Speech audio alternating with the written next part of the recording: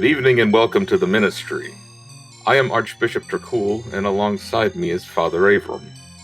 Our creed is to inspire our parishioners with reflections on the Nintendo Entertainment System. Tonight we are reflecting on Renegade, which is a 1986 arcade game developed by Technos Japan and published by Taito. Taito later released a port developed by Technos Japan in-house for the NES in North America in January of 1988. They also published some of the most highly sought-after games on the NES, like Flinstones, Surprise at Dinosaur Peak, Panic Restaurant, and Little Samson. Tonight our guest is Deacon Granamyr, the oldest and wisest of all dragons in the land of Darksmoke, high atop the Mystic Mountains. Welcome. Now we're inviting dragons into the sanctuary. It's about time. Thank you for having me, though, gentlemen. I appreciate the opportunity to confer with the miNEStry on such matters.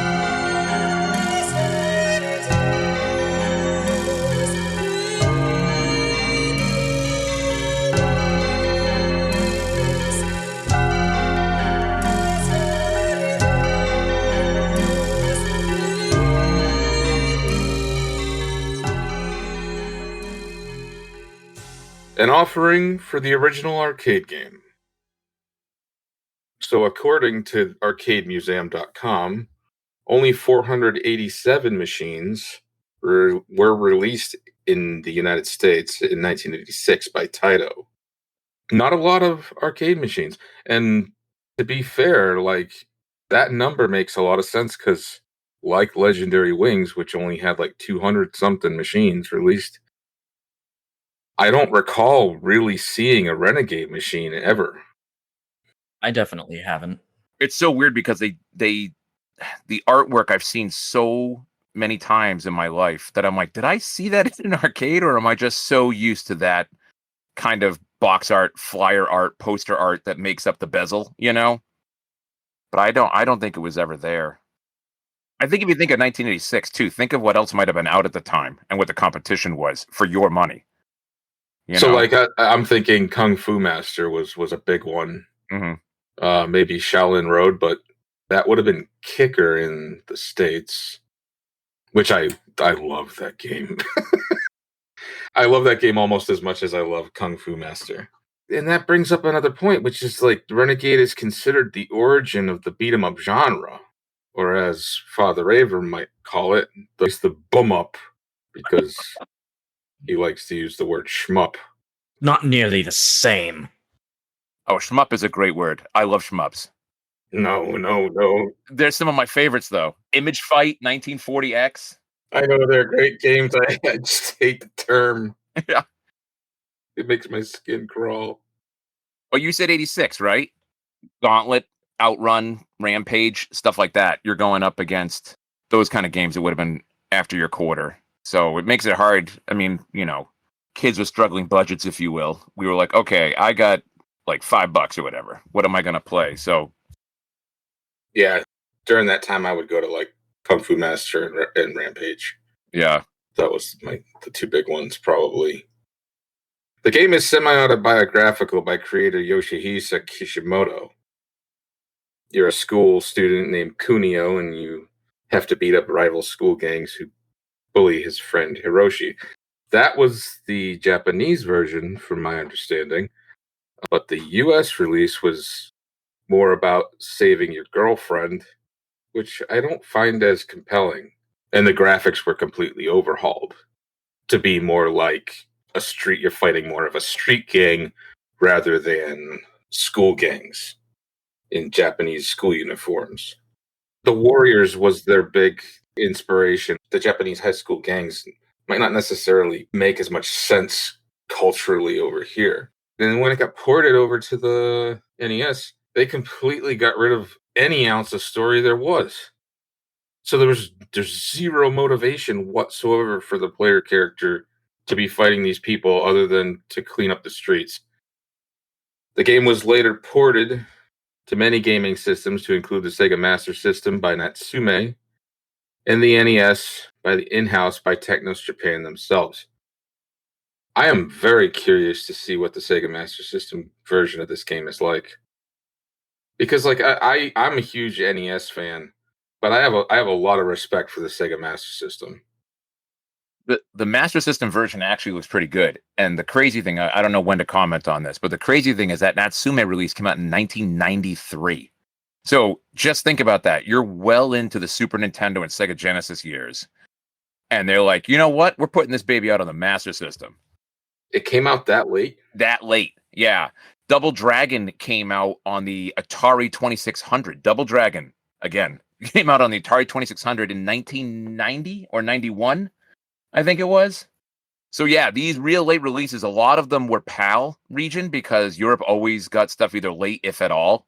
But yeah, it was very late releases, but it is a quality release. The Double Dragon one's okay; it's the best they could do. But the I mean, it's a 2600 for Pete's sake. But the Natsume Renegade port is quite playable, and the graphics look pretty nice, especially if you have a system that can clean up the signal. Because Master System and Genesis are notorious for outputting fuzzy, Garbage video signal. Yeah, garbage video signal. Exactly. Thank you. Is that because of the capacitors, or? I honestly, I can't remember, but I got these cables. I don't know if I'm allowed to plug a plug, but I got these cables from HD Retrovision, and it was night and day. When I played Shinobi, it was like as if I just got a whole new system. My Master System signal is like 10 times cleaner. It's so sharp, but not sharp for the sake of being sharp. It just looks like as if it's an HD. It's bonkers. Huh. Next time you come to the Misty Mountains, I'll show you. I look forward to it. So Neketsu Koa Kunio-kun, translated to hot-blooded tough guy Kunio. Can we just take a moment, please, to chuckle at that name? It's so, I guess I could just say it's so on the nose. That's what I was thinking too. Yeah. And I think you already said this too, right? And if I'm bearing the lead and get there quick, I apologize. But like Renegade is supposedly based on Yoshihisha's life partially, so like it's as if he made a game about himself called Tough Guy, like that's the part that always kind of makes me laugh. He considered himself a delinquent. Yeah, because he got into fights all the time in high school, and this goes back to the differences with the arcade you were talking about, is that one of the big villains in the arcade Japanese game is the Yakuza, and that doesn't map to the US. That's another reason why they decided to change it, just to kind of rigor street thugs. And it was like a massive overhaul. Yeah. Like, they had to change like pretty much everything. Renegade, as it was, or Kunio. Hot-blooded tough guy Kunio. Yep. Hot-blooded tough guy Kunio-kun continued the story in games like Super Dodgeball, River City Ransom, Nintendo World Cup, and Crash and the Boys Street Challenge. And then European developer Ocean would later create 2 unofficial sequels, Target Renegade in 1988 and Renegade 3, the final chapter, in 1989. And Granamyr, I know you owned Target Renegade as a kid, but I could not play that game longer than like 5 minutes. It was garbage. I will give you this. I was out with my dad when it came out in 88. And I was a huge fan of Renegade, which I did not own. I had to go over to another Dragon's house to play it. And when Target Renegade, I saw it sitting on the shelf, it blew my mind. I was like, oh my God, they made a sequel to Renegade. I have to own this. I convinced my dad to buy it. I popped it in, and I remember instant disappointment. So I haven't played it in a long time, and I will journey back those roads and try it out again. But my expectations are very low because I remember even back then, knowing that Ocean put it out, for example, the spark of what for me was Renegade, this game was lacking. It was kind of like dressing it up in sheep's clothing, but it wasn't actually the sheep. So, yeah.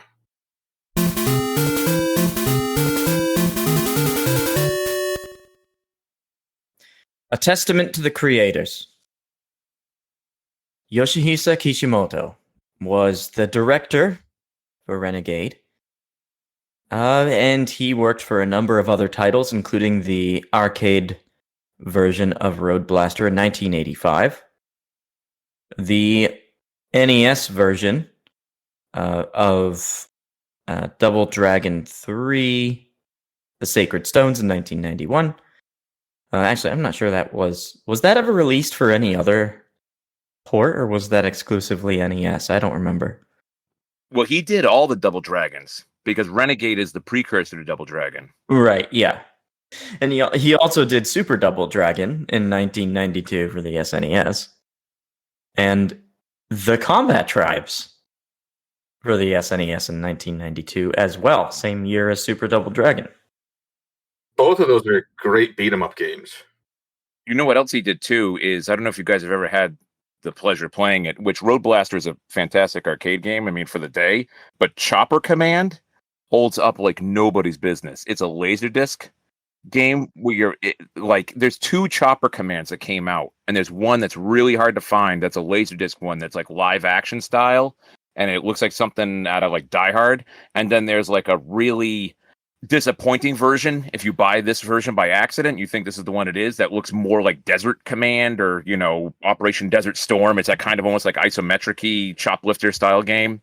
The original Cobra Command is like awesome. I would definitely take a look into that one. Yeah, and that's funny you bring up Cobra Command because proceed, Father Avram. Programming trio here, Yasu Kaneko, Shintaro Kumagi, and Noriyuki Tomiyama.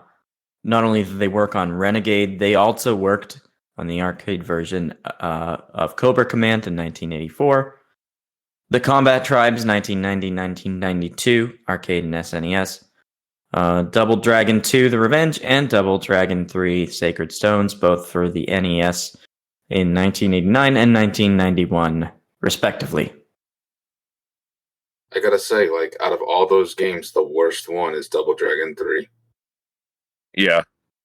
Let's face it, Double Dragon 1 was a phenomenon. It was on the NES, it was a little disappointing that you didn't have two-player simultaneous beat-em-up style, kind of like on the Sega Master System. But it still had that frantic fighting that was smooth and enjoyable. Double Dragon 2 took that formula and continued it forward with the simultaneous action, which was something everybody needed. Double Dragon 3, that game for me was the biggest disappointment. I remember Sacred Stones, much like Ninja Gaiden 3, The Ancient Ship of Doom, just breakneck difficult, throw your controller within 5 minutes. I remember I just didn't dig it. Double Dragon 2 for me was absolutely the sweet spot. Oh, yeah. And to go back to what I was saying earlier, by the way, the funny thing is the Atari 2600 version of Double Dragon is two-player simultaneous. Are you serious? They aped the NES on that. Yeah, you can't move all the way down to the bottom and the top of the screen at the same time. There's kind of like an imaginary line that splits the screen in half. So Billy Lee is on one half and Jimmy Lee's on the other, but you're both on the screen at the same time. I actually have that game. I've never played it because everybody was always telling me, oh, it's terrible. Don't even bother. It's oh, man. In comparison to, its contemporaries, of course, but if you take it as a 2600 game and you think of what they've done to it, it's wow, I can't believe they were able to squeeze this out of it. That's when you kind of can say, okay, they did the best that they could, That's pretty impressive. Yeah. And Double Dragon 2, real quick, the arcade version and the NES version, two completely different games. Yeah, I remember that. Yeah, it's they're if you play the arcade and you go and play the NES, it's a totally different game. So it's they decided to redesign it from the ground up for the NES. So it's it would throw you off when you're playing the arcade. Proceed, Father Avram. The designers for Renegade were Masao Shoroto and Misa Yazaki. They also worked on Super Dodgeball for the NES in 1988, River City Ransom for the NES in 1989, Double Dragon 2 The Revenge for the NES in 1989, and Crash and the Boys Street Challenge for the NES in 1992. And that's very interesting because they all kind of have that sort of chibi look to them, Maybe not Double Dragon 2 as much, but all those Kunio games, they all kind of have that same sort of squashed character look to it. Especially River City Ransom. Yeah, if you look at the Japanese original Renegade there, Tough Guy Kunio, then they're much more, not significantly so, but noticeably taller and lankier than the US released Renegade. And then they kind of keep shrinking and becoming more squat. So like when they went with the Kunio series, all of these Kunio-kun games are all that exact River City Ransom style that you were talking about. They went into that squat, arms that are tucked way in, and they like Rock'em Sock'em Robots style look. And I was laughing just when you were reading Father Avram Crashing the Boy Street Challenge. I mean, if you want an on the nose style naming, like the fun thing is the Japanese game is called something like Fun Field Day. And over here, like, no, that's not going to work. Crashing the Boy Street Challenge. That's what American kids want to play. Like, okay. Please proceed, Father Avram. So music and sound was Kazuo Sawa, who also worked on The Battle of Olympus for the NES in 1988.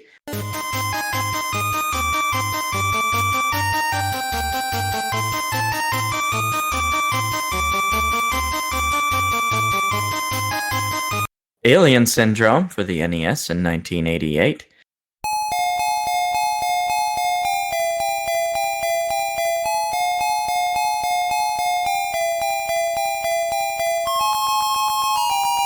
Ultima 4 Quest of the Avatar for the NES in 1989.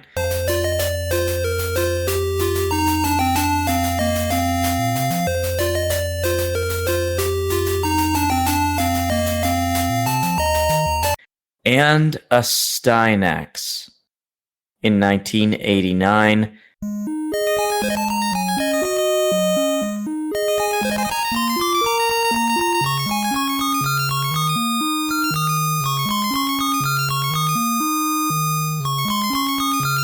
We covered a Stynax. I thought the music for a Stynax was pretty good. I remember that not being exactly echoed by everybody. I think Ultima 4 has some pretty cool music, although I can't remember it off the top of my head. I do remember being impressed by it. Alien Syndrome was, I think, out of this list here, I think, is the worst for music and sound. I can't remember what the Battle of Olympus was like, but yeah, we'll get into the sound for this game later. But needless to say, I'm not like gushing over this artist, but at the same time, I think he did some pretty cool stuff. Yeah, there were some tracks on the Stynax that were definitely really quite good in hindsight. Like you said, Alien Syndrome's probably the worst out of the bunch. Battle of Olympus, it must have been somewhat middle of the road because I can't remember and you can't remember. Granamyr, can you remember the music for Battle of Olympus at all? The only thing that I do remember, which might be off, but for some reason I remember it, much like the sense of Renegade, where this is one of the things actually I appreciate about Renegade, is that it's bites. So, like, for example, when you're talking about Stynax, you're going through a whole level, and you've got to make sure that theme doesn't drive you crazy, much like Alien Syndrome, where you're sticking with this one piece of music for a prolonged period of time. I seem to recall Battle of Olympus not having you sit with a tune long enough for it to bother you. Honestly, I'm looking at their entire repertoire, and there's really nothing musically. No offense to them, but that's jumping out at me on here. It's a very middle of the road at best musical backstory. We could not find any review data for the NES version around the time of its release. However, review scores from magazines for other consoles averaged it around 85% for their respective ports. That's extremely generous. I know it's extremely generous, but at the same time, though, it's like I'm trying to think back to when something like this didn't exist. Yeah, I agree, Dracul, because I was playing it with my whelps today, and they were like, how are you supposed to judge this game graphically as they're sitting there playing, Tears of the Kingdom and whatever else? And so... And I'm like, you have to take your head off your shoulders and throw it back into 1986 and you have to think of it that way. What was out at the time, you know? Correct. And so if you have to put those glasses on, then I can 85 scenes. I think if you're talking about quality to respective port, meaning it's a good port, or are we talking just about graphics, or like what does this mean exactly? What is this 85%, for example? This is just an average of all the scores that they gave the game. So like they all like this, I think this was an average of about 5 different entries. The only data I could find was one number, and I assume obviously it's out of 100. Going further back into the depths of the NES library, the further you go back in time, the less information there is. And this one came out in, I think it was January of 1988. So, there's really not that much information out there, because that was, I want to say that's pre-Nintendo Power even. I was just going to say, what you're going to say is absolutely right. Yeah, because isn't Nintendo Power like March or May? I think it's like May of 88. So, yeah, I'm pretty sure you've missed your Nintendo Power boat of free marketing. Yeah. Yeah. There was the Nintendo Fun Club, which you signed up for, and then you would get like these sort of like folded pamphlets, and they were stickered together. You'd take the sticker off, and it would be like little stories and stuff. And then that evolved into sort of these thin magazines that also went by the name of Nintendo Fun Club. And then that evolved into Nintendo Power. And that didn't happen until, I want to say, until like summer of 88, maybe? The first edition of Nintendo Power was August of 1988. Those Fun Club newsletters were very small, like you said, and very focused too. It was like basically like 2 pages, so like 4 pages double-sided, and like one's like RC Pro-Am, one's Mike Tyson, one's Zelda 1. So they weren't like Nintendo Power where they were spending time doing like in-depth reviews or previews. It was very light stuff, it was schmutzy stuff. Yeah. Well, they weren't the machine that they became, a year or 2 later. Yeah. Yeah. Yep. Absolutely. And in those magazines, you would find ads like what we have here as our offerings in the scripture. A reading from the ad. Now you can bring home your favorite Smash arcade hits for play on the Nintendo Entertainment System, and bring out excitement, action, and all the adventure you dare. We got the thrills, the chills, and the challenge you and your friends won't want to miss. A reading from the ad. Praise be Taito. And the big header there above that was brings out the hero in you. And I'm looking at a Taito flyer that has the 4 1987/88 releases by Taito: Elevator Action, Legend of Kage, Arkanoid, and Renegade. And I'm gonna bring it up now, although I will echo it later. But like, as you can see, the art, I think it was done by the same person across the board, and that was a detriment to Renegade for me as a kid. And we'll get into that later. I like how a hero is a ball, though, for Arkanoid. You're either a top secret guy in Elevator Action, you're like a Shogun guy, and I'm going to stick my wing up, by the way, and tell you, until now, I've been calling this the Legend of Cage my entire life. So, but Kage makes 100,000%. So I was like, oh boy, that's silly. So, but yes, the Legend of Kage, and then Renegade, the guys get beat up, and then the other hero is a ball? Who wants to be the ball? It's like the worst of the Ninja Turtles if you were going to do that. It's like, and I'm the ball. The blue ball at that. Yeah, exactly. What's your superpower? I bounce on walls? Yep. I knock out bricks. It's like they couldn't find one other game with a person. Like, just throw Arkanoid in there. Everyone knows what it is. Yep. And then Renegade is kind of probably the most passive fight I've ever seen. The guy looks like he's sleeping, throwing punches. Yeah, I think he's enjoying getting hit by the bat in the picture. Like, he's actually decking the guy in the picture, right? He's got his fist in the guy's stomach. Yeah. You're right. He's punching him, but he's punching him in such a way you can almost hear him say in his own head, aha! Like, yes. The way he's hitting him. He's got like a classic, like, over the top heroic stance going on. Yep. But he's looking up at the bat as it's coming down on his face. I think his eyes are even closed.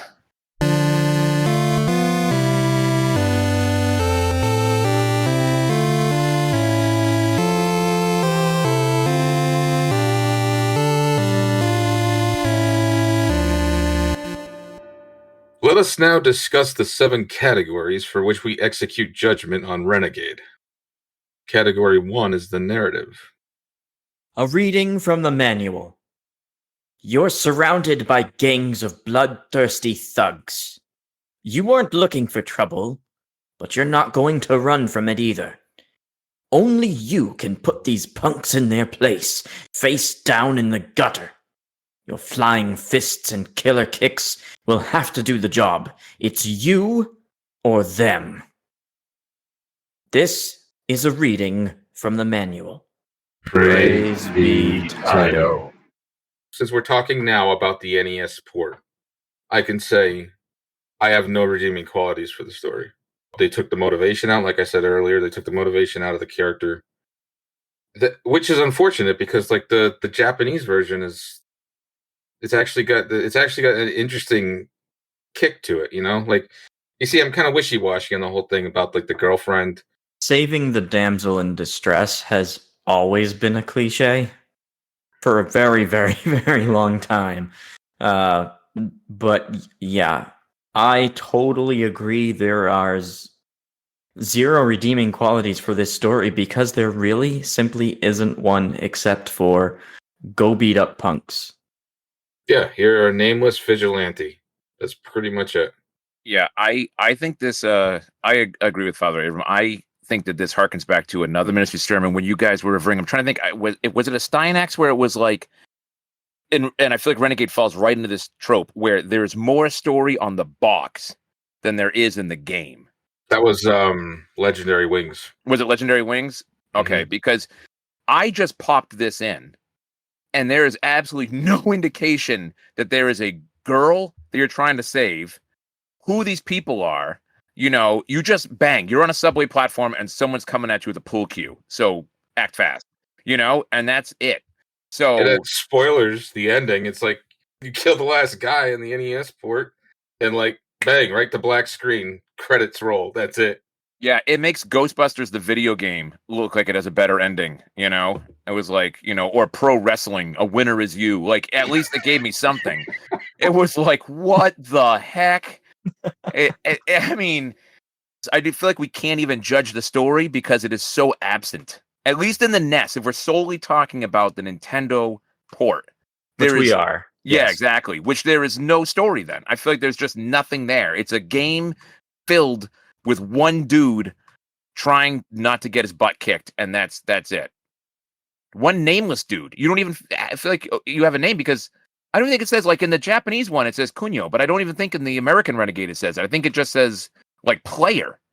I mean, when you do the cutscenes, it says like K or Mr. K or whatever. But Mr. K, yes. yeah. So it's like you're so unnecessary to the story. Like, you know, your mere existence rates below 0. There's just nothing. Like, you're a player and this is happening. Try not to die. That's it. That's the story of the NES port of Renegade. So it's mind-boggling to me that the same guys who made it for the arcade did this. So I don't know if it's a time crunch. You know, it's not like it was farmed out to somebody. It's not like Atlas, you know, took it over or something. So it's like, why is there no story at all? Mm-hmm. The manual that you just read had more story to it.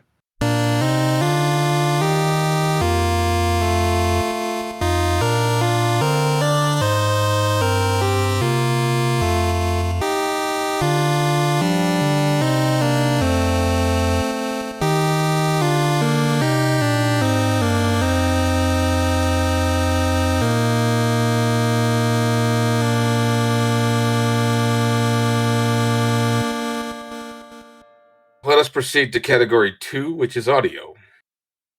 For this, I have no pros either. I legitimately thought the music was the same on every level, which shows how similar the tracks are. And they all have this sickening, sweet, upbeat 50s greaser vibe to it. I fucking hate it.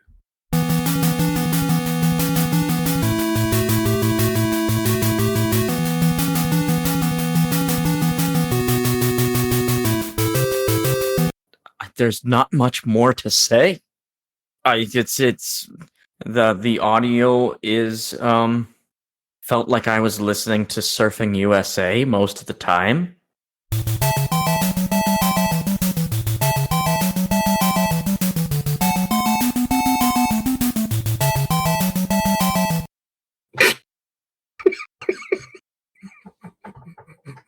I mean, really, that is my synopsis on it. It sounded like I was listening to Surfing USA the entire time.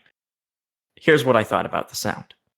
In my musically educated opinion, I played the game with the sound in it one time. And then on all following times, I played with the sound off. Well, let me say, us dragons may be big, but our ear holes are small. I actually kind of dug the music. I must dissent.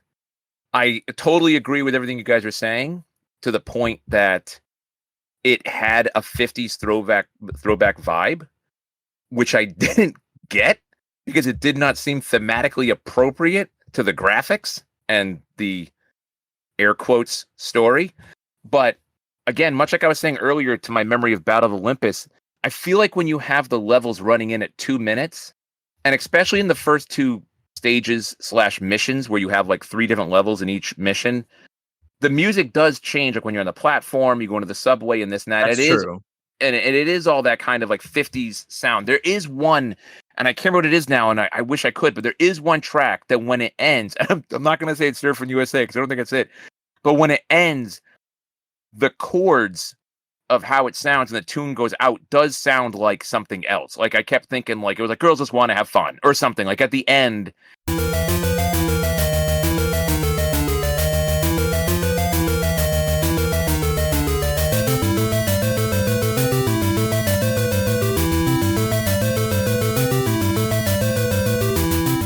When I'm playing the game and the levels are all 2 minutes apiece, and you know, I didn't get to the point that you got to, Father Avram, of having to turn it off. And there's plenty of games where I'm like, I gotta mute this.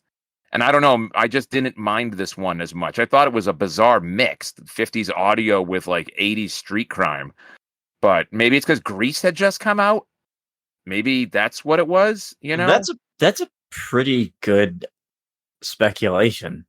That would be right on time. It could be that. The other factor could be, so Yoshihisa, if he was modeling the original game off of him growing up, that would have, I assume, would have put that era of him being in high school right in that same time. It would. Yeah, probably so. Or at least very shortly after that time. Well, I mean, to be fair, a lot of early 60s music still had major 50s vibes to it. Well, you also have to remember, too, so he was born in 61, September of 61. However, Japan, and I'll use the word that does not get used, Japan was occupied by the U.S. quite heavily after World War II. So there was a lot of stuff that came to Japan later, very U.S. influenced. So bowling alleys is a huge thing that like took over Japan, which actually ended up eventually leading to the Nintendo Zapper, ironically. That's a whole other story for another time. But they got stuff later than us, but fell in love with most of these Americana things. I mean, everyone knows, for example, baseball in Japan is massive, you know, and a lot of that was because it was 26,000 GIs stationed there. And, you know, they were bringing a lot of this kind of stuff over. So I could see a lot of that 50s, American 50s stuff getting to Japan a little later and him experiencing it, as a youth. What's weird with Renegade 2 is if you play the Kunio-kun game, the first guy that you fight in Renegade, Jack, who I couldn't not do this every time I played that level. I couldn't go, Warriors, come out and play, because he is such a ripoff from the dude from the Warriors. It's crazy. But in the Japanese version, he's Riki, and Riki is your simultaneous partner in River City Ransom. And he's wicked, greased up pompadour and all sorts of stuff. So that 50s kind of like, you know, Japanese street vibe is very prevalent in the Japanese version of Renegade. But artistically, it got changed over here to more American street gangs, and you lose the 50s aesthetic. So we have 50s style music, but 80s street aesthetic, and it's kind of weird. Yeah. I think you just answered the whole audio question. I will give one quick plug, is that there is a fantastic release of this game that is the Kunekun and Double Dragon compilation. Limited Run Games put it out on retail, but you can download it as well. It's every single game in this series, and all of them, including the Japanese ones, have been translated. So I was actually playing that one because I wanted to be like, okay, what's this game like in Japan? Let me play through the Japanese one as well so I can see what changed when it got ported over here and all this kind of stuff. So I will admit that is also recently in my mind, but I highly recommend it because it really makes the game so much more fun to experience because you can see what was it before we got it for all these games, for Double Dragon, for River City Ransom, for all of them. Crashing the Boys Street Challenge. So it's like 13 games. They've all been translated, and it's so easy to play on the Switch. You're gonna have to provide me with more information offline. I shall dispatch a raven with the scroll within its talons. Thank you.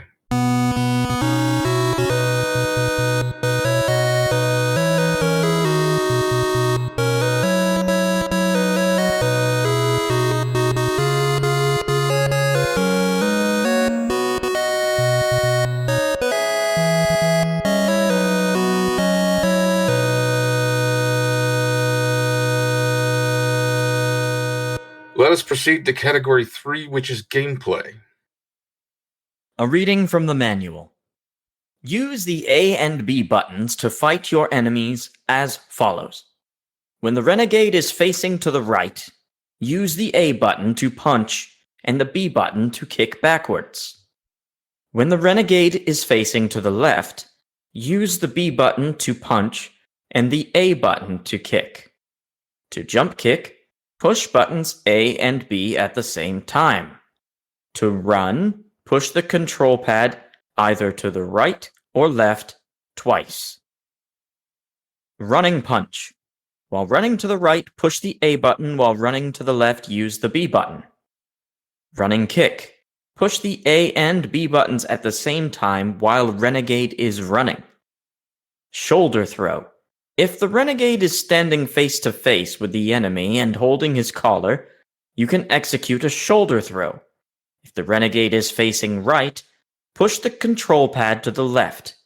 Do the opposite if the Renegade is facing left. This is a very tricky maneuver and not easily mastered. Do not be disappointed if you do not get the hang of it right away. Keep practicing. Attack the enemy when he is down. Sit on punch.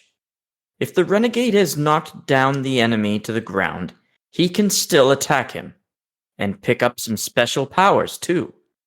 Look in the special powers section for details. When the enemy is laying on the ground, you can only do this if he is not flashing. Stand over him, push the control pad down to make the Renegade sit on him, and then start punching. Hint: you have to move the Renegade to sit on top of the enemy immediately. The enemy won't stay down for very long. Kneeing your enemy. When Renegade is standing face to face with the enemy and the enemy is crouching, knee him by pushing the A button if the Renegade is facing right, and the B button if he is facing left. Hint: do not confuse crouching with kneeling. Crouching is when the enemy's knees are slightly bending over just a little. It is difficult to detect. You will need a good eye. This is a reading from the manual. Praise be Taito. My pros are they managed to get the fighting mechanics from the arcade game into the NES port, which is pretty impressive given the time it was released on the NES. Also, it's pretty fun to play once you get past the learning curve of controls. For instance, punching someone in the face to death while you're on top of them is really satisfying. My cons are, if you got a minute, The learning curve of your library of moves and what to use when is rather muddy. The flip-flopping control scheme based on the way you're facing doesn't help at all. I found the punch to be kind of useless unless you're on top of somebody. The motorcycle level was cool to see, but I don't think it was really necessary to be a playable level since the gameplay for it is excruciatingly boring. I would have rather seen the memory used elsewhere in the game, to be honest.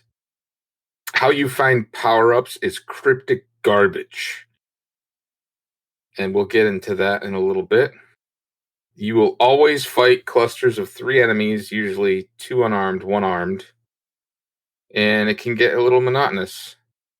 But I think that's probably due to the limitations of the system more than anything else. And I found the difficulty levels on the title screen to be kind of misleading. I thought it was a level select, and I promptly got my ass handed to me. Wait. Say that last part again? The difficulty levels on the title screen are misleading. I thought it was a level select. There's a difficulty level? Are you just realizing that, Father Avram? I had no idea. I thought it was a level select as well. Were you putting it on 3? I couldn't. No. I couldn't actually figure out how to use it, to be honest. Oh, thank goodness. It's like the old Atari. You remember the Atari dip switches to make the game harder or easier? Yeah. Yeah, it's so weird they built it in. Yeah, so you go 1, 2, 3 for you. It doesn't tell you really what it is, but yeah, it's a difficulty select. Very strange. Yeah. Okay. Well, yeah, I'm glad I didn't do that. Considering I couldn't beat this game to begin with. I got as far as Jack. Which one was Jack? That's the first boss. Well, no, let me rephrase. The boss rush, where you're fighting like multiple Jacks. Oh, you got to the maze? Is that what that is? Mission 4?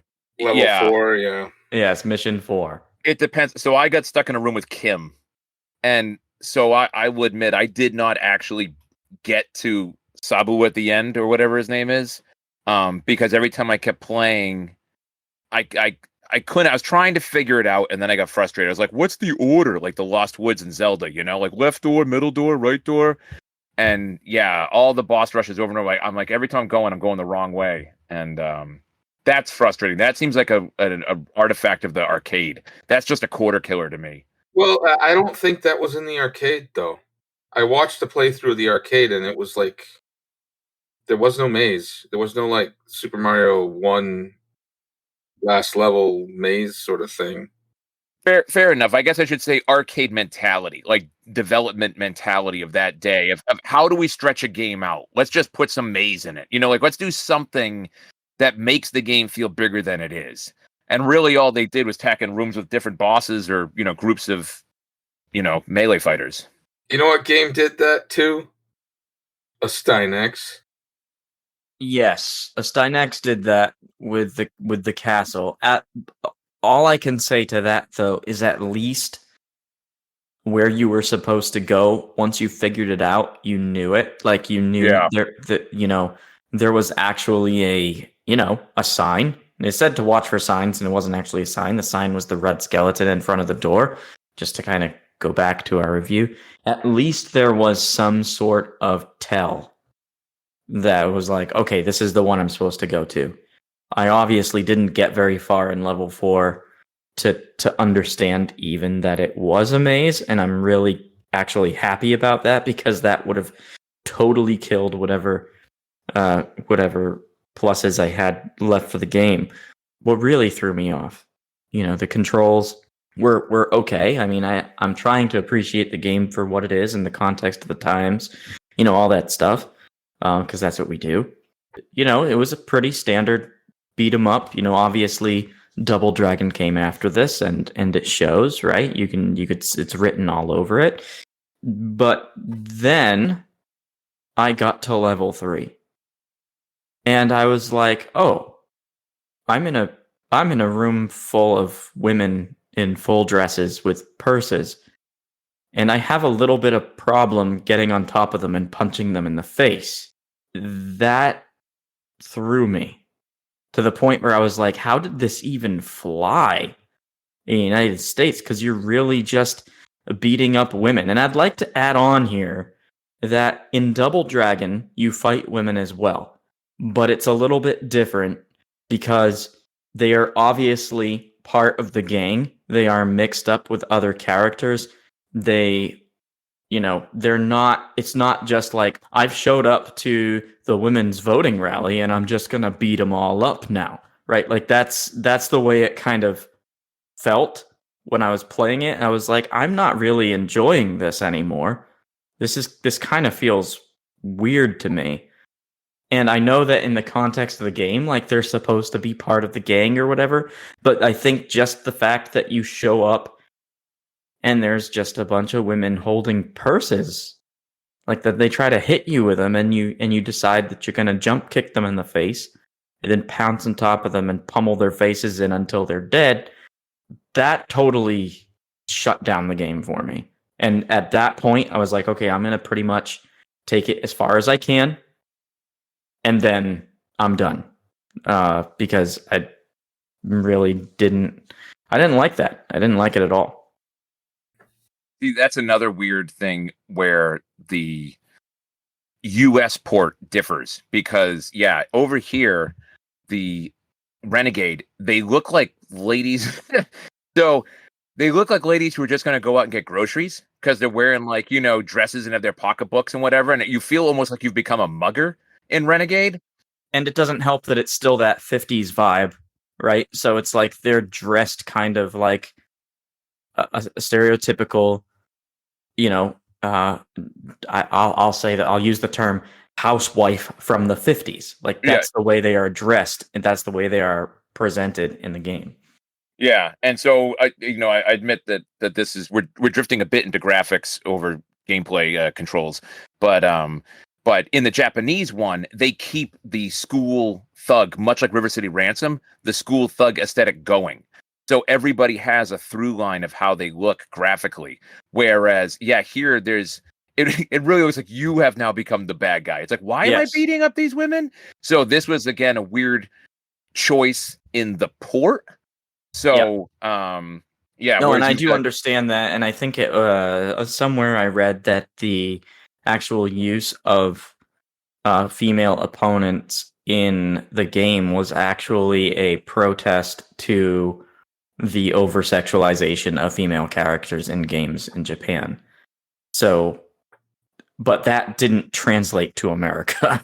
Meaning like they tried to housewife her up as a protest? What was the protest? No. That like they purposefully didn't over-sexualize the characters in the Japanese version and made them basic regular opponents as a protest against the over-sexualization of female characters in video games in Japan. So, but that didn't translate in America. They took those girls, it's supposed to be a high school girl gang, right? Yeah. They took those girls and they're like, okay, instead we're going to make them, moms. Yeah. And totally. It felt like you were suddenly the bad guy. Yeah, I got that vibe too. I just couldn't put my finger on it. Now you say it, I feel like shit. Well, I will say I very, very rarely used the get on their chest and punch them move. I was like flying kicks the whole time. So I feel better about it because I was just jump kicking moms, so I don't feel as bad as you guys do because you were right there pummeling them. So at least I can sleep a little easier. I can roost in my nest a little easier. I can't believe what we talk about on this podcast. I will say graphically, which is very, to me, striking. We're not graphics yet. Oh, yeah. Sorry. Well, we're talking about We're about to be, but this is kind of a gray area, which is why I bring it up, because it did affect gameplay for me. And I think, like I said, I didn't like actually, like, jumping on a woman and pummeling her in the face. Like, I didn't like the idea of that. It actually changed the way that I played the level. And and I didn't really want to come back to it either. Like, it actually threw me for a loop. So even though it did have to do with graphical representation, it was still just a little bit too, I guess I could use the word kind of taboo for me to really feel like, oh yeah, I'm going to play this game. I'm going to beat up these moms. Like, I don't know. Did you have any thoughts on controls, Granamyr? I do. I am so torn on the controls because on the one hand, especially looking at this as an Arcade 86 NES, January 88 game, I find this game to be really, I want to use the word innovative, but I'm just thinking like I love actually the variety of stuff that you can do. And a move, when we were just talking there about the last level, which is when you have to go through this maze to find the bag at the end. I got so frustrated having to do that again and again. I just said, I cheated at the end. I said, I'm just watching some YouTube guide to see what the final boss fight's like because I've been doing this way too long. I saw him pull off a move I didn't even know I could do, which is jump into a wall, kick off the wall, and do a flying jump kick that goes even higher and further. So there's so much stuff because that sit-down punch move, for example, there's not a lot of games that have that much stuff. And the second level boss at the motorcycle game, he literally does a roundhouse. And it's like, I'm like, man, this is like, there's other games that came before and after it that I never saw have these types of moves that the game was throwing at me or the types of moves that I could do with them. I feel like I had a lot of variety. However, that being said, I hate Technos's look left, punch left, kick behind you, look right, A button is now, punch right, kick behind you is now B. I hate the button swap. Thank you. When A and B switch, my head explodes. My son, my 17-year-old son, okay, he flew into the nest and he was looking at the game for a second. I said, you want to try? And he's like, I don't know. I explained to the controls. He picked his 3DS up off the table, booted up Ocarina of Time 3D and walked out of the room. So he didn't attempt it. And all I did was describe to him how to play the game. It's funny because if Renegade had this control scheme, I could poo-poo Renegade for it. However, for some reason, Technos held on to this control scheme through so many games. And it's like my least favorite way of fighting because I want whatever button is punch to always be punch. Whatever button is kick to always be kick. And when I was fighting who over here in Renegade is Kim, the like large boss. Mama Fratelli. Yeah, Ma Fratelli. Yeah, when she comes into the room, she's like, what are you doing? My God, I would have her on the ropes and then I would hit the wrong button. And this friggin' idiot would kick behind him instead of punching forward. And then she would just pick me up and throw me around the room like a rag doll. And I was so angry. It was only because I was now on the other side of the screen looking in the direction that I was thinking, quick, punch her. And instead he was like, kick behind me? Sure thing, boss. And I was like, no. So, yeah, I'm torn because I love the variety of what you can do, but I hate depending what side of the screen you're facing, A and B do two different things. That to me is like an unforgivable control scheme. Yeah, it's garbage. Yeah, I can't. I can't stand it in Double Dragon 2. I'm like, Double Dragon also. It drives me nuts. The other thing that I found interesting was when I first played this game, and I threw somebody over my head, and they actually collided with other people, with other enemies, and I was like, am I like thinking about this the right? Like Double Dragon doesn't work like this. Like I can't recall. I think it does, actually. No, I'm telling you, it doesn't. Really? The only other fighting game that I've played that does that, and it is a Technos game, is Combat Tribes. I can't remember if River City Ransom did it or not. I can't either, which is sad because I played that game so much. That to me was like really impressive for such an early NES game. But that's just my final comment on this. But yeah, the flip-flopping control scheme can go straight to hell as far as the other part of the control scheme that I think can go straight to hell is the idea that apparently you can only actually get on somebody when the timer is an even number. And it doesn't really feel that way. Oh, is that the trick? Yeah, it doesn't really feel that way when you're playing the game, but that is technically what... There's a lot of that cryptic crap in this game. We'll get into that. I felt like the back kick was longer than the front punch, too, actually. I feel like It is a little bit, yeah. Yeah. But I think what really pissed me off while playing the game, more than anything else, really, like as far as the actual gameplay, was the fact that the only way you could really, really, really get anywhere in the game was to spam jump kick. That to me just kind of marks a broken game, honestly, in my opinion. It's an exploit, yeah. My memory of playing this as a kid was jump kick is king. And my memory of playing this as a Elder Weazen Dragon was jump kick is king. So, yeah, it was definitely the go-to move because it's almost like the softening them up. I feel like if you jump kick them, you can soften them, and then you can kind of beat them up a little bit. Punch them, kick them, whatever you're going to do. But if you just walk right up to them, you almost always going to get your face punched in before you can kind of do some damage to knock them down. Like, even if you soften them with a jump kick and then go in to start pummeling them, you quickly get surrounded, and you kind of make yourself vulnerable by doing that. Like when you're grabbing somebody by the collar, unless you're gonna do a shoulder throw, you are super vulnerable in that position. Yeah.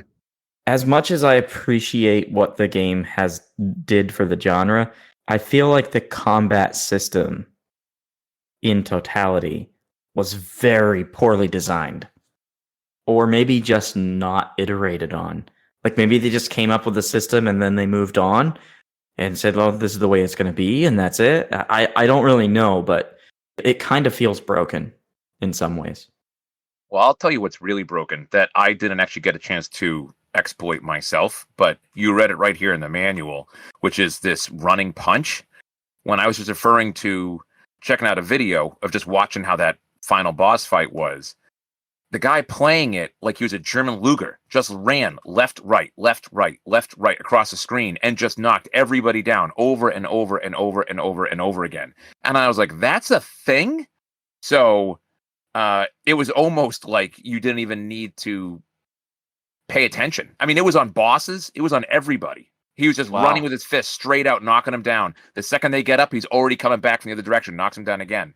So I guess the real secret is really the running punch, because he basically just ran through the whole game in literally 13 minutes and just punched, except for the last guy, the last boss, who if you get within like 2 centimeters away from him, he pulls out a gun and instantly kills you. He just ran and punched straight through like lines of guys, The thing about that, though, is like I knew about the punch, and I tried it. There was a lot of times I couldn't get him to stop running.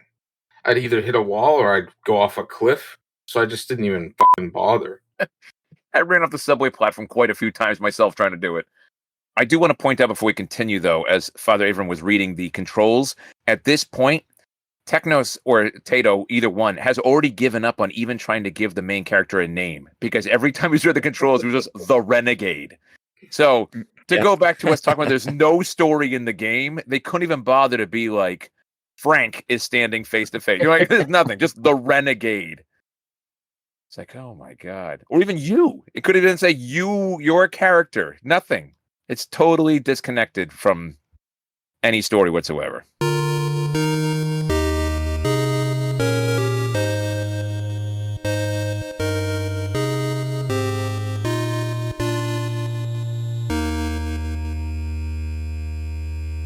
Let us proceed to category 4, which is graphics. My pros are the visual design is consistent across all levels, with dark outlines on everything, keeping things in a cartoony aesthetic. My cons, some of the color schemes are all over the place. And a lot of enemies, specifically the bosses, lack appeal in their design. I would 100% agree with everything that you said. I will add that the mixed aesthetics of 80s and 50s, as previously mentioned, is extremely bizarre and just makes it feel like there's something off. I will follow up with, again, what was previously mentioned, which was I hated the representation of the female combatants. But other than that, yeah, it was consistent. The environments were definitely not the worst I've seen on Nintendo. They weren't the best, but they definitely weren't the worst either. But where things kind of really got dry and where you could really kind of tell that it was an arcade game was just simply the interstitial screens.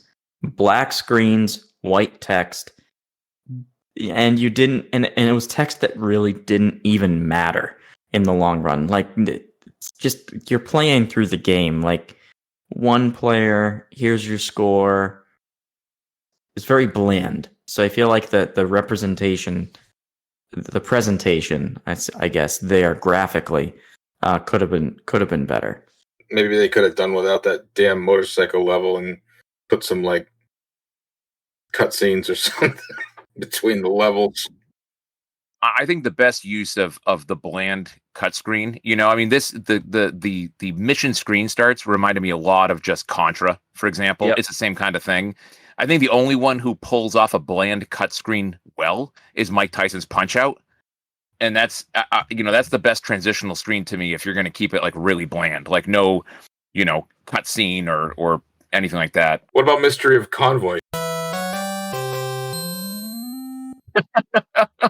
That's good for the 3 seconds the transition tune plays, and that's it.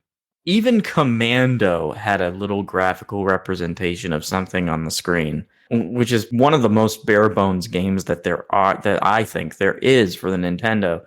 But even that had like some sprite on the screen during the, interstitial there. The guy was like eating a can of beans or some shit.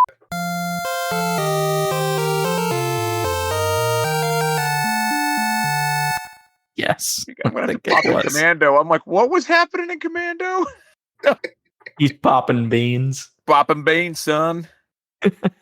Oh my gosh, that's funny. I didn't remember that. But I will say though, to Father Avram's thing, the thing I was holding back, the comment I was holding back, and to agree with the last thing you said about the graphics is, I don't know why they did this. I'm wondering actually if there was a technical reason, because I know the NES has an issue with drawing certain colors. This is why you always see like 3 moving objects. You always had 3 enemies. Mega Man can only shoot 3 blaster pellets, But at every level, every level within the stage, so in Japan, their stages, here their missions, was so homogenous.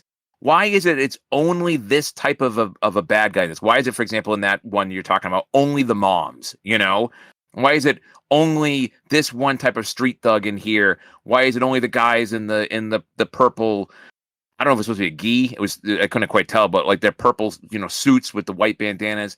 It's weird that they didn't think, because they did make a bunch of different sprites, which to me, I mean, I was actually thinking back on Konami's X-Men arcade game, which you fellas may also have as fond memories. I had very fond memories of it, but going back and playing it again, I was like, man, this game has 2 bad guys the entire time. It's either Sentinels or a puddle of goo you fight the whole game. And it really ruined it for me, whereas something like the Ninja Turtles game, you've got a bunch of different foots or whatever else going on, and at least they're different colors and stuff. But with Renegade, you've got a bunch of different sprites, but for some reason they're all corralled into their own level. I don't know why they didn't mix and have like the guy in the purple suit and one of the gals and, one of the subway thugs like hit you at the same time. I mean, people can move about the city, you can mix up your bad guys. You don't need to have them all be the exact thing. We get it. So they seem to learn their lesson on Double Dragon, but on Renegade, it's very homogenous. You've just going to see these guys on this level and that's it. Yeah, it was probably a memory thing. I mean, I don't think that they were using their memory very efficiently. There were probably a lot of tricks that they were probably still trying to figure out as a studio that came about later with Double Dragon et al. Yeah, and to go back to the beginning of our time here today with the shmups and stuff is, Renegade is the first game that has that belt scrolling action where, unlike Mario, like where you're just a side scroller, this one you can go up and down, left and right. And that was expanded upon, with Double Dragon, especially like right after. And then so many other games where you actually have more free range of movement. And Ninja Turtles and X-Men, like I was saying in the arcade, all those games, That part of Renegade is neat where you get to kind of move around between a couple different screens, but they're stitched together so it feels seamless, like you're actually moving about in a section of the city. And so, I appreciate that.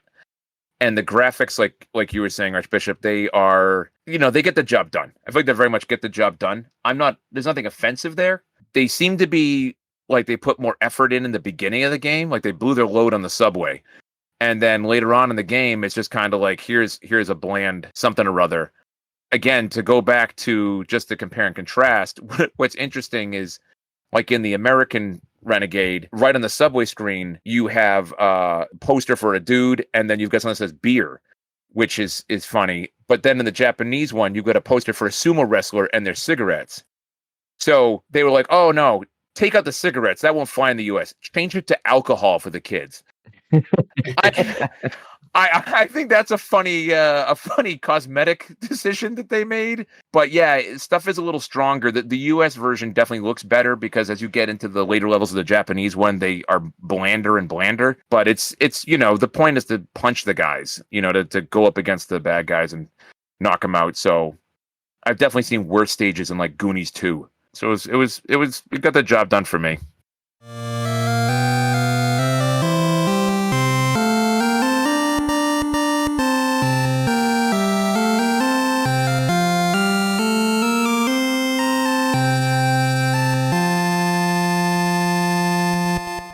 Let us proceed to category 5, which is box art and presentation.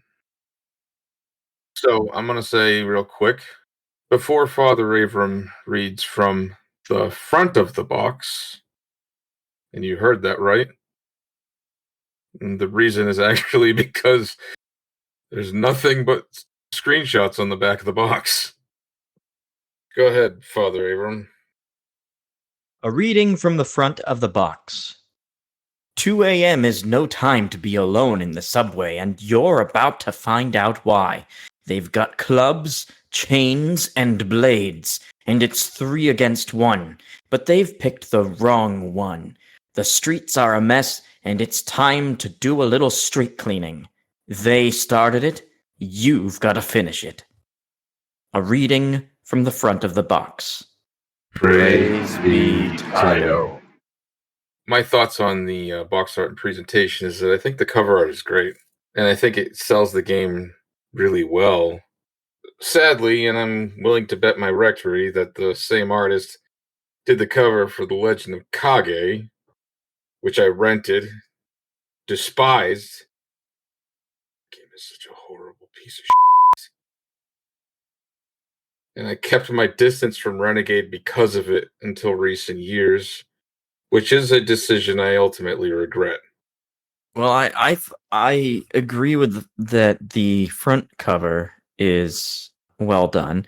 I think they could have moved all the text that's on the front to the back of the box, as was pretty much standard for when this game was released. However, I get what they were trying to do here. Like, this was the text on the front of a movie.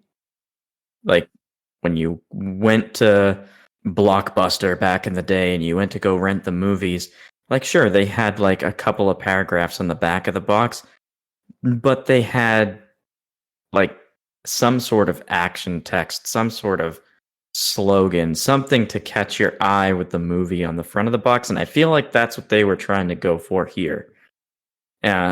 So, and maybe that's because they wanted somebody to be able to see it and look at it without having to look at the back. Now, that being said, the back of the box was like an afterthought. It was like, let's just throw 3 screenshots on there and call it a day. It's like all their production value went to the front. It's quite a disparity there. So this box 100% sold me on this game back in the day. My eyes read 2 a.m. is no time to be alone in the subway, and you're about to find out why. And then it was like full stop. All that text, they've got chains and clubs and blah, blah, blah, blah, blah. You can barely even read it because it's true. It's all over the subway. It almost looks like graffiti that was actually sprayed on the train car. That specifically should have definitely gone on the back and been around, dressed up the 3 screenshots on the back. But I totally agree with you, Father Avram, that the 2 a.m. is no time to be on the subway is like absolutely like you're Sylvester Stallone and you've got to clean up this subway. And that's how we're selling it to you. Because, I mean, even the Renegade logo itself kind of blends almost in. Maybe they were going for this, but blends almost in like spray paint on the train car. I think they were. You're totally right. It totally looks like graffiti. Yeah, and so the 2 takeaways I always got from this was the 2 a.m. piece, which I was like, I want to be this badass dude. And the fact that the guy at the bottom with like the flat top, the Johnny Lawrence guy with the chain down here. Johnny Lawrence. I always figured that this dude must have had either the longest legs or he had a mutant power or something, because I would presume, technically not standing on the platform because he's way too far to the right. So I always wanted to know, where are your feet? Where are you coming from? What's going on? It's funny you mention mutant power, because look at the lapel on his right leg. Yeah, see, he's got an X. Yeah. He's X-Men. Yeah, see? So clearly, so what is this like? Is this Sam Guthrie? Is this like Cannonball before he became an X-Force character that nobody cared about? That's what this is. So, but yeah, I always wondered what was up, and maybe that was a hidden message right there. Maybe. I always love this aesthetic though, especially just thinking back to like the these are the early days of video games. And like, yeah, that guy should have a bat, and the other guy should attack that kid who's playing the game with a friggin' chunk of chain and a steel pipe. Like, I just, when I was playing it, I was just laughing at myself, thinking like, I love how this is all okay. It kind of makes sense that the ESRB eventually showed up. Like, like, what the heck? Well, the thing for me was that, Legend of Kage looked very similar in design, as far as like I said, it was probably the same artist. And when I saw this, I was like, oh, these guy's getting his ass kicked, and this is like a subway fight. It looks pretty cool, but Legend of Kage. I'll say one other thing I actually loved about this was that you're looking at the subway fight in the box art, and the second you pop the game in, you're right there. So there were so many games of this time period, and especially before it on the Atari, where we were all sold on the Atari on the box art, and then you put it in, and it was not whatever you thought it was, and so if you think about like Mega Man, which came out a year before this, the box art, as we all know, is horrendous. But at least with this one, I felt like it was truth in marketing. This dude is punching a bunch of dudes on a subway platform. You pop the game in, you power it on, immediately you're that dude, and you're punching a bunch of dudes on a subway platform. So I appreciated it for that, for sure. Yeah. We've talked a lot about the box. I think when you think about presentation, again, I just would like to say the really bland screens, which I know was arcade thing, whatever. Typical trope of an arcade port, right, was the bland screens. But also the lack of an ending is a major fail for presentation for me. Maybe they didn't think many people would even get there. I'm not sure how many people actually did, but its lack of ending is a major fail in presentation, in my opinion. Like Granamyr said, it was, even Ghostbusters had like a text screen acknowledging that you beat the game. As I was quickly searching the scrolls, what's interesting is looking at the same games we were discussing earlier, released around the same time, Operation Wolf and Sky Struck and everything. They all have this piece of junk back of the box 3-picture artwork design. So this seems to be like, we spent a lot of money for someone to paint this flyer type front of the box, and the budget's now gone. So let's just take 3 pictures and put it on the back of the box, and we're good. I guess in defense of Renegade, it's not a sole offender here. This is actually Taito like really cheaping out in this era. But yeah, it doesn't do this game any good as far as the box goes. And then the presentation, just real quick too, just to echo Father Avram, is just like the end of the game. There's nothing in the presentation at the beginning of the game too, which goes back to what we were saying even about story. You have absolutely no idea what you're doing and why you're in the simplest forms presented with the game. Yeah. You guys see at the end where it says "the end," by the way, in the Renegade font? Yeah. That's it. Yeah. You That's see all the all you credits, and then it says "the end" in the Renegade font. And that's it. In the arcade game, by the way, there actually is an ending, but after it ends, you go back into the school, if you still have time left on your quarter, to keep fighting for points. So the game, much like Ghosts and Goblins, loops, and you just keep going, and you can keep going to get a better high score until you run out of, your quarter dies. So you get an ending, but then they force you to go back in. I don't know which is better. At least you get an ending.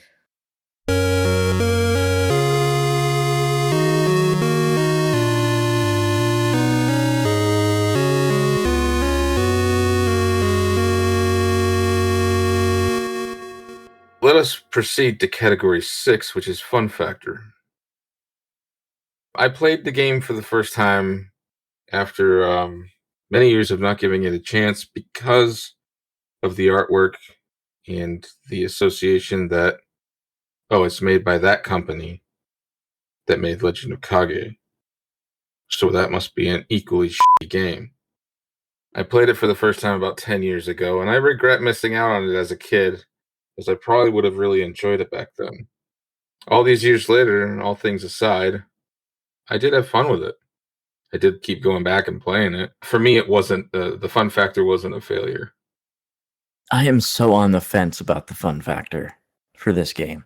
Just to kind of piggyback on what Granamyr was saying earlier, like the front of the box, you're in the subway, pounding faces, whatever. Put in the game, and you're immediately in the subway, pounding faces. There's a level of gratuitous satisfaction in and of itself, but it's very short-lived and it wears off. And I got, one game over and went back to the beginning, played through it again, got another game over, put it down, came back to it, played through it again. And the third time, though, I forced myself to do it. And that was pretty much all I played from this game, was 3 times over the course of 2 days. And I just didn't really feel like keeping it up. It didn't hold my attention. It didn't really beg for me to come back. I had fun playing the game the first time. And then, obviously with level 3, like I said previously, that kind of put a bad taste in my mouth. So I think that had a lot to do with it, that I didn't want to come back and play it again because of that. So maybe that's mostly what it was. I don't know. Double Dragon, on the other hand, which has, as we've mentioned, similar... I have fun with that game. I do. So I don't know exactly what it was here. I don't know if it was the lack of story, the lack of motivation, the beating up, moms at the women's church gathering. I don't know which one it was. Maybe it was a bit of all of those things. I didn't really have that much fun with the game. So for me, I see this in 2 sides of the coin. One is, as we mentioned earlier, I feel like the physical control scheme, so not the abilities in the game, but that look left, look right, A/B button swap thing, kills the fun factor, because that will lead you to die, And so I had to spend a solid amount of time with the game to basically retrain my brain to that control scheme again, just so I could start to enjoy it. And that helped big time, because even when I did put it down and walk away and like make a burrito or whatever, then, going back to the game, picking it up, it was almost like immediately I was having to retrain my brain. I don't know if I was a kid, if I'd be able to hop back into it quicker, back in the day, if it was all I knew. But like at this age and in 2024, it was really hard to jump back into that control scheme. That was a fun factor bummer for me. However, I do really like how Renegade, again, has these bite-sized levels. Like, their levels are a max of 2 minutes, and it's 2 real minutes. It's not like when you're playing Punch-Out or something, and it's like, bing, bing, bing, bing, bing, the seconds are ticking down super fast. So I do like how it's 2 minutes, and like, this level is beatable in 2 minutes. And I feel like for a game of the era, the fact that there's a lot of cheap hits. There's a lot of times where I'd kick someone and somehow I'd bounce off of them, even though I knocked them down and still get hurt. Like weird things like that. I was like, what? But I do like at least that you have the 3 lives and that you have an actual health bar, you know, so you're not doing like a Russian attack, 1 hit and you're gone kind of a thing. So I appreciate it episodically. But again, as far as fun factor goes for entertainment value, like I have fun playing it, but entertainment value, it's just so vapid that it's unfortunate because they could have easily have put something on those transitional screens like, you know, now the enemy's taking your girlfriend here, go get her, dude, you know, something.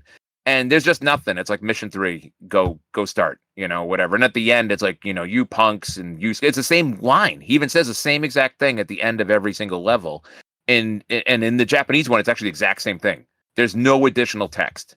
You know, instead of saying like you punks and stuff, it's you dweeb, the bad guy says, and you know, but that's about it. But it's the same single note type story transitions between the levels, or you know, or if you die. So it would have really upped the fun factor if someone spent like 20 minutes and typed up something to put in there. So when you're moving through the game, you feel like you're actually doing something rather than going through the game simply because you still have hit points left. Yep. Yeah. I'm on the side that I like it. I like the fun factor, but there's definitely very easy low bar room for improvement that they could have done. And with the NES version coming out over a year after the arcade game, I really don't know why it didn't. I don't know why they didn't add to that. Also, the cheap maze at the end on the last level, that's a fun factor killer. There's a room, I don't know if you guys got to it, but there's one room where you go in the wrong door and you end up back at the docks with the motorcycle gang. I'm like, how am I here? Oh wow. Are you serious? Yeah, so it's not even that it's difficult. It's not like, you know, because you're jump kicking the guys off the bikes again. But I was like, I'm back in the bikes. Like it just seems like a really weird transition for that maze section. But I will say, I feel like Archbishop, you've been talking about maybe they could have not done the bikes and done something else. I actually feel like the bike, if there was a story in this game, I feel like the bike fight and then to get the bike and then the actual riding of the motorcycle / dirt bike, whatever it is, works if you think I'm on the subway and I have to go rescue someone. So I'm going to take the subway to this location. Then here I am. I've gotten off. Now I'm at the docks. I got to get a bike so I can go to the next. But there's no story to keep that going. And I feel like Renegade graphically wins there where Bayou Billy does not. It's just as unfortunate, there's no underlying story to dress up why you're doing these things. Without the story, it just seems very random that, like, now you're on a bike, you know? There's nothing to drive it, so to speak. Yeah, exactly. There's nothing to just like, okay, the NES still has power. This is what's on my screen next. It's a non-starter. It has no wheels. You done? He's rolling through them.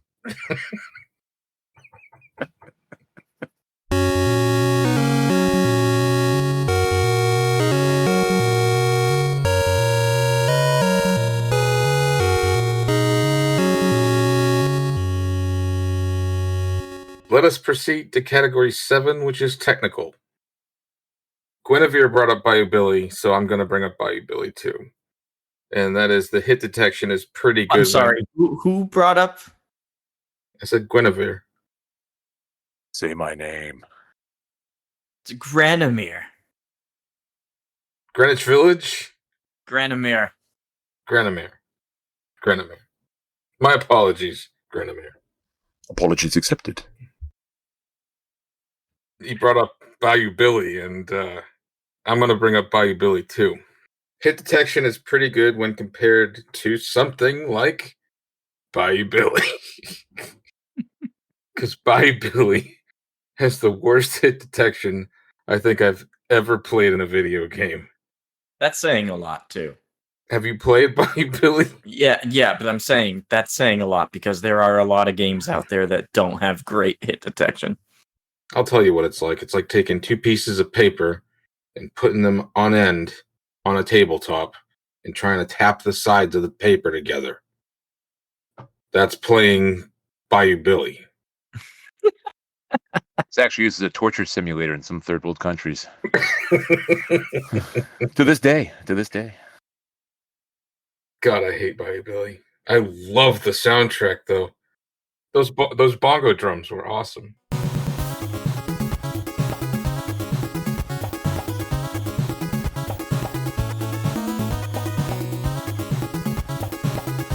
The soundtrack of Bayou Billy would actually be a talisman of absolution situation, but we're not reviewing Bayou Billy yet.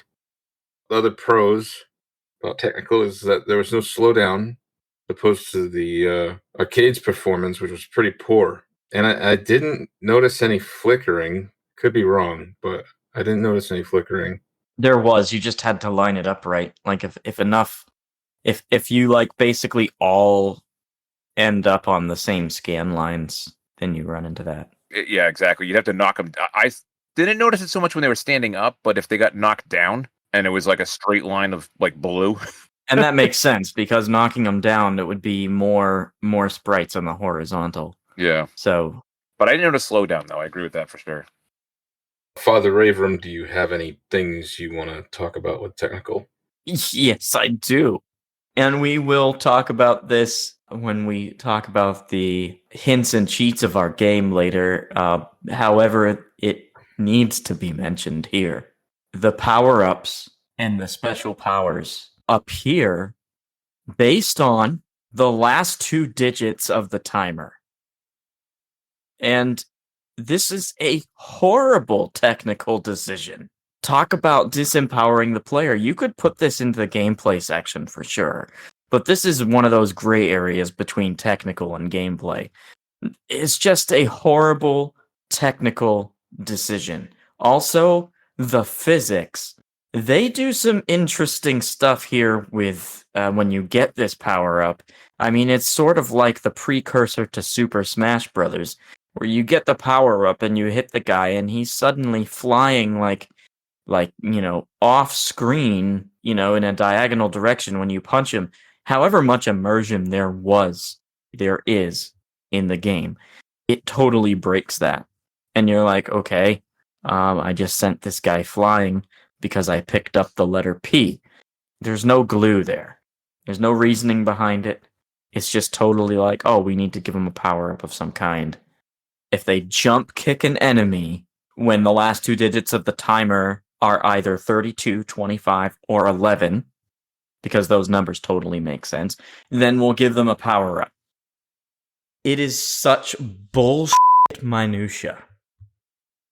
It's a horrible technical decision, and I am so glad that this level of minutia did not stick in any future game designs. I'm glad it didn't become a trope of the genre, because it would have just totally ruined the genre.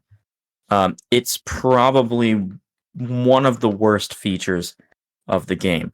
The NES didn't really have any sort of way to generate random numbers. And so they had to come up with pseudo-random ways of doing this. I think the actual idea of this being based on the timer, in and of itself, is okay, considering the times that it's in and the fact that it didn't really have an RNG. Okay. But the fact that it's published in a way that you can try to achieve it, I mean, I guess you could say it's at least they published it, right? At least you can, but it's such minutia. Again, like nobody's watching the freaking timer when they're playing this game. And if you are, then you have a lot more skills than I'd say most people who play this game have. And you have to remember these numbers, like, you have to, 15, or 18, 17, okay, jump kick him. It's like, okay, well, I don't know. I was watching a speed run of it, and someone jump kicked the wall randomly. Yeah, that's another one. Yeah, that's for the special power. The power up is when you jump kick an enemy. The special power, which is the hamburger. The hamburger, yeah. Is when you kick the wall. Yeah, but you know what, though? The timer thing, I didn't realize that's what it was. Yeah, because when you're on the motorbike, you get an S for speed, and you can just drive right through everybody else on the motorbike, and they just immediately blow up. And when you're street fighting, like you said, you get the P and then you get the power punch and all that kind of stuff. I didn't know it was tied to the timer. However, that being said, as a huge dork looking at the timer, and Super Mario Brothers, the only way to get the fireworks at the end is if your timer hits 1, 3, or 6 when you beat the level. And so I did that like a friggin' trained baboon back in the day, trying to get that flagpole exactly when the timer was at 1, 3, or 6 to get the fireworks, to get the bonus points. And maybe Technos, I don't know if this is their first one that they did on the NES, but it very well may be. They might have been saying, hey, Nintendo did this. Super Mario's the most popular game on the NES. Maybe we should also incorporate that as a way we do something. I mean, it wouldn't surprise me. Honestly, all RNGs are usually seeded by the time stamp anyway. But I think I just had a problem with the idea of them exposing this bit of the engine to the player, just by sheer principle of the matter. It's like they expected the players to remember these numbers. And the whole like sit on punch thing for like when the timer's on an even number.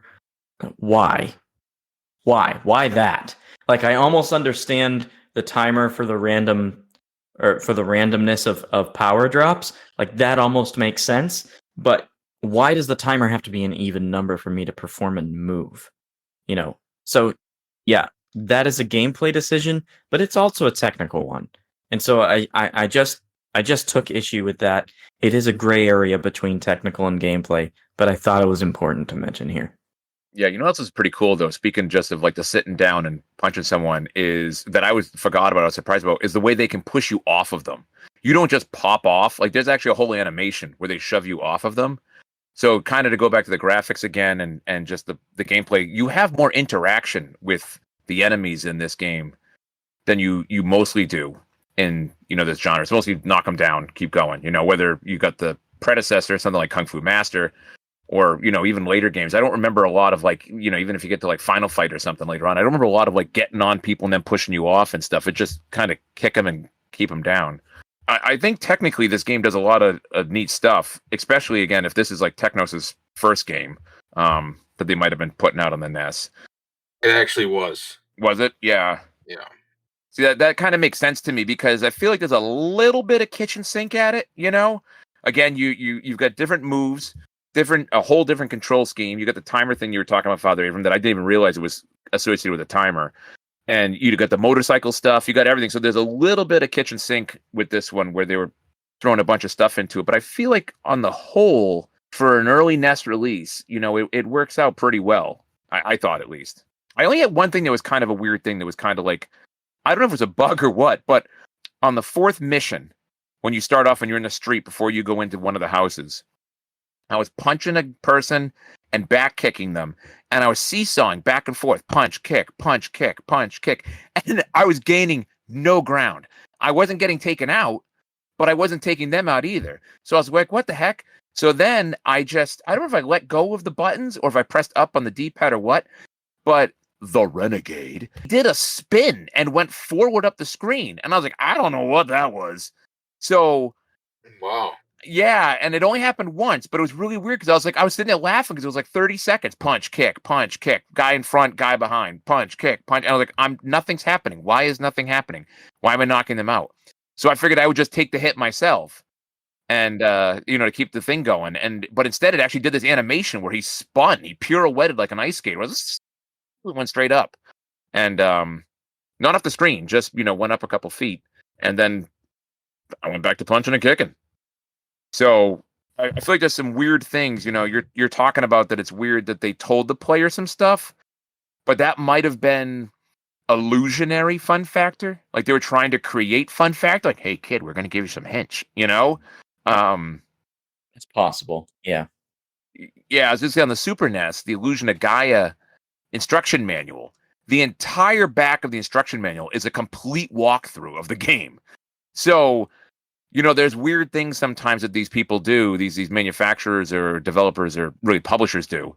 And I'm wondering if they were kind of trying to force their hand at telling kids how fun the game was by giving them hints, like the first bag's free, So that might be more them trying to make you feel the game was more fun than say the game is so difficult you'll never figure it out.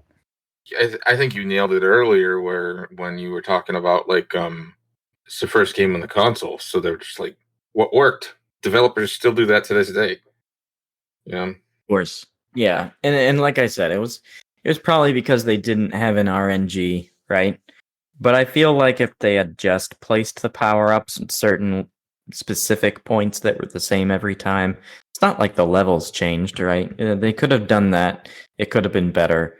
Or it could have just been a random seed based on some other factor, like, oh, well, we're going to give you one power up this level, but, we don't need to tell you this, but where you get that in this level is going to depend on the amount of health that you have from the previous level. Like, they could have done other things with it. I feel like the timer thing was a bad decision. And the fact that it's published was a bad decision. However, I think that there is a lot to be said for the point that Granamyr made about, well, they're trying to create fun somewhere, considering that the game doesn't have a lot of substance to it, right? It's not an in-depth game. It's a very kind of, I would say, a very superficial game. So yeah, point taken.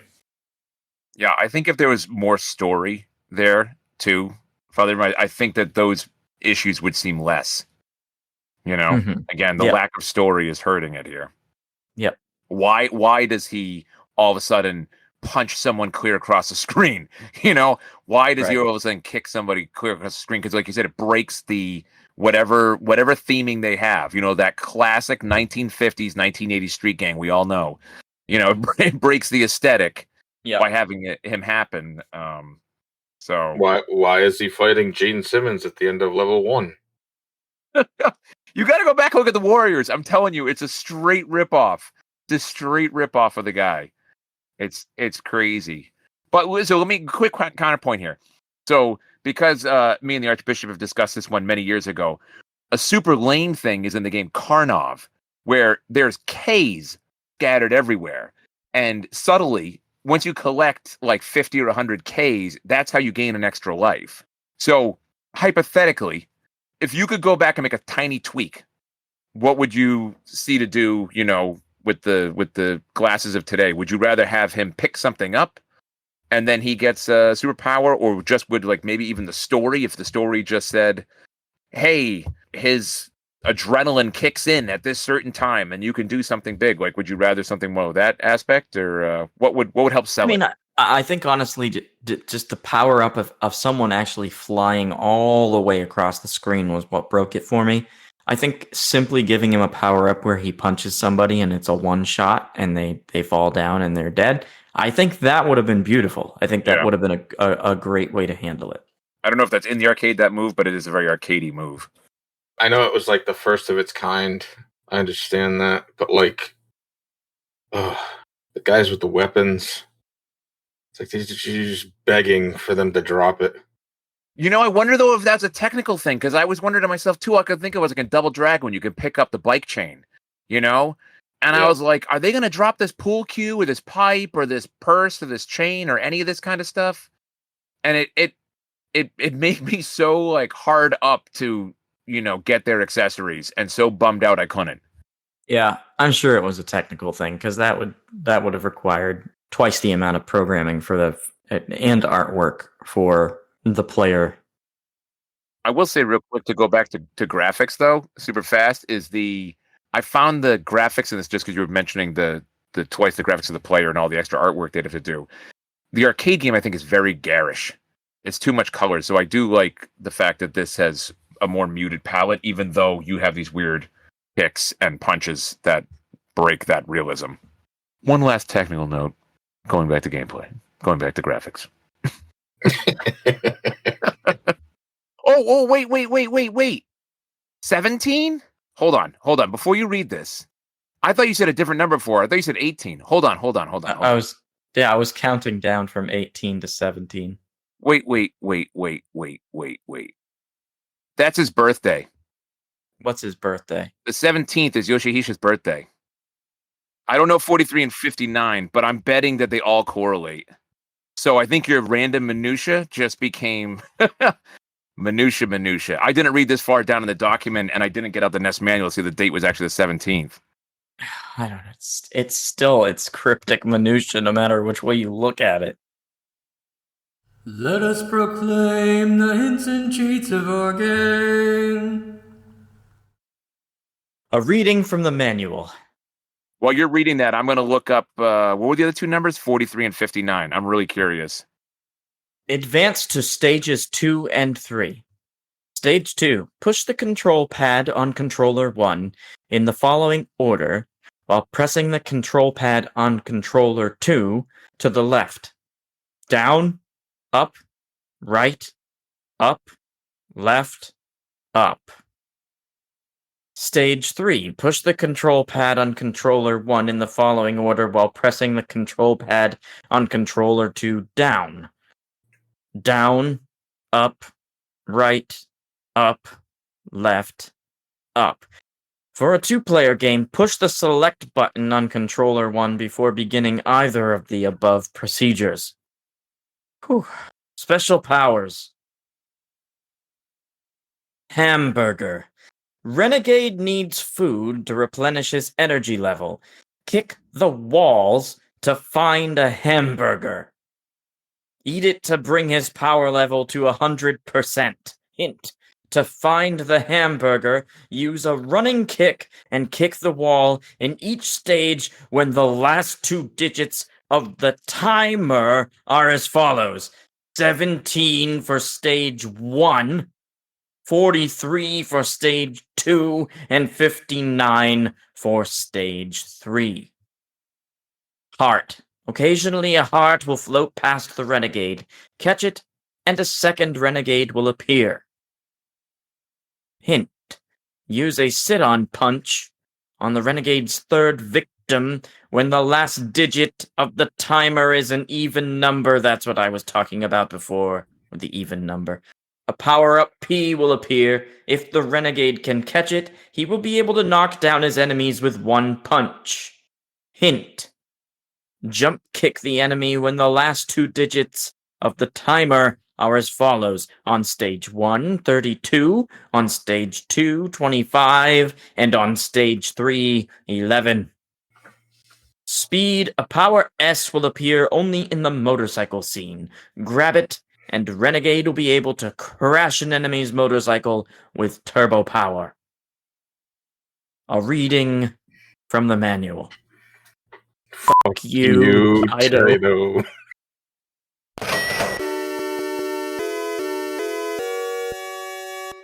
And now, brethren, let us offer each other the body of price.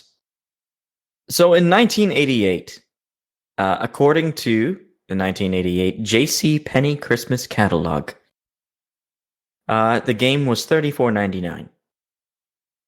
According to data.bls.gov CPI inflation calculator, $34.99 in 1988 is equivalent to $91.07 in 2024. This was the same price as Legendary Wings that I found. You know, the interesting thing, though, is that a lot of these games, I find only recently have games really started to, like, hurt to purchase. You know? And I think that it's kind of interesting that games cost a lot back then, considering what people got paid, and they kind of sat at that like $40 to $50 mark for a long time. Yeah, and in reality, the value of games has come down since 1988. Yeah. When you account for inflation, you know, people are like, "What are you talking about? You spent $34.99, $60, a lot more than $34.99." Yeah, but not in 1988. Yeah, you'd have to be buying this game for you know, almost $100 in order for it to be the same. So yeah, it's the value of games in general has actually plummeted quite a bit. The most expensive game that I've ever bought, like new on the shelf, easily was Super Smash Brothers for the N64 at $79.99 at like Electronic Boutique or whatever, and that was like, do I want to eat? Or do I want to buy this game? And the crazy thing was I didn't even own an N64 at the time. But like a couple of my friends did. And they're like, this is the greatest game ever. You got to buy it. And it was, because we didn't sleep for like a week and we played it nonstop. But that was partially because Nintendo was still putting stuff on a cartridge when everyone else was, Sony had the PS1 and everyone else was doing discs, which were way cheaper. But yeah, I mean, $35 back then would have been like, a decent amount of money. But looking back on it, it's like, that's not that bad. $35. Like when you said a Styanax on one of the other ones was $19.99, I remember buying it for $19.99. I thought I was going to deal. Now I was like, I can get a deal. That was actually the MSRP. So, So let's talk about the price of the game today if you were to try to buy it as a collector. So according to pricecharting.com, we have the following prices. A loose copy will cost you $8.51. If you were to only buy the box, it's $24.99. If you were to only buy the manual, it's $7.01. Complete in box, $50. That's $50.85. $50.85. But brand new, complete in box and sealed, you will buy the game for $1,134.72. Wow. that seems like someone's screwing with the chart. Artificial inflation. That's the most expensive game that we've covered. I thought Legendary Wings was, and that was like around 400 something, but Yeah. this blows that out of the water. But on the other side, you know, I think Legendary Wings is actually more expensive loose copy. Yeah. But it's funny because how can the game be $8.50 loose? Which makes it seem like it's pretty common. They manufactured a lot of these cartridges. Yet new, the rarity is so rare that it's $11.35 essentially, you know? No, I mean, I'm guessing that most people opened them, so there probably aren't a whole lot of CLBs. Yeah. Well, I mean, to be fair too, it's like if you guys remember, like back in the day when you'd get like a toy or a fucking new game, it was packaging. It was like it didn't matter. Threw it away. You know? Yep. So we were all stupid. You know, that's the problem though with today, especially if you're stuck in that, which is exactly where I'm stuck. And you know, Archbishop, I know you have a shelf of stuckness that I'm about to bring up, but where there's this whole kind of like, oh man, I should hold on to what's essentially trash, even though I have what's inside. I want all the pieces of it. I want the box. I want the styrofoam. I want this and that. Blah blah blah blah blah blah blah. And I just feel like at some point, you know, our kids or grandkids or someone are going to be like, this can go. This can go. You know? Yeah. It's like we have that 80s capitalism still kind of baked into us, and now we've created this own market around us of all people who are like in their 40s and 50s of just inflating things like crazy. If you still have the box, you know, if you got it new, if you never took off that plastic wrap, Renegade, you can get it for $1,100. Crazy. It's like, but is it really worth that if you can get it loose for $8? Well, and the answer is no, right? Yeah, the answer is no. I like the game. It's not worth $1,100. Yeah. Yeah.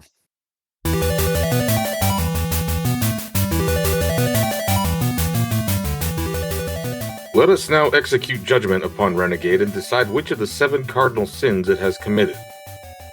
Father Avram, in regards to narrative, what is your final judgment? In regards to narrative, Renegade has committed a most heinous cardinal sin. Deacon Granamyr, in regards to narrative, what is your final judgment? In regards to narrative, Renegade has committed a most heinous cardinal sin. In regards to narrative and in the presence of this assembly, Renegade has committed a loathsome cardinal sin deserving of hellfire and damnation. 1. Father Avram, in regards to audio, what is your final judgment? In regards to audio, Renegade has committed a most heinous cardinal sin.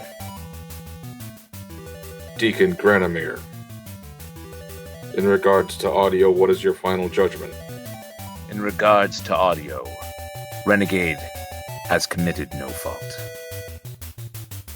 In regards to audio and in the presence of this assembly, Renegade has committed a loathsome cardinal sin deserving of hellfire and damnation. 2. Father Avram, in regards to gameplay, what is your final judgment? In regards to gameplay, Renegade has committed a most heinous cardinal sin. Deacon Granamyr, in regards to gameplay, what is your final judgment? In regards to gameplay, Renegade has committed no fault.